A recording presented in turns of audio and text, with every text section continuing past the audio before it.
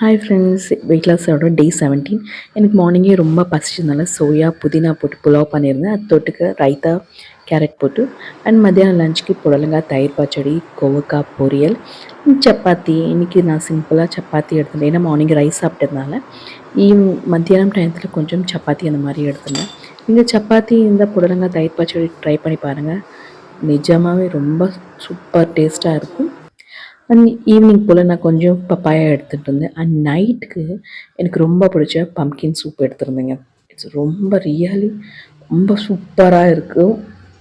நீங்கள் இந்த pumpkin soup try பண்ணும்போது லாஸ்ட்டாக இறக்கிறதுக்கு முன்னாடி அது மேலே தேங்காய் பால் ஊற்றி பண்ணுங்களேன், ரொம்ப சூப்பராக இருக்கும் நிஜமாகவே. ஏன்னா எனக்கு ரொம்ப பிடிச்சிருக்கு. இந்த சூப் பார்க்கும்போது எனக்கு ஒன்று தோணும். இந்த ட்ராகன் மூவியில் அந்த சாங்கில் வந்து சூப் காட்டுவாங்க பார்த்தீங்களா, சேம் இதே மாதிரி ஜஸ்ட் ப்ரெட்டு மட்டும் டோஸ்ட் பண்ணி எடுத்து சாப்பிட்டு பாருங்களேன், நிஜமாக எம்மியாக இருக்கும்.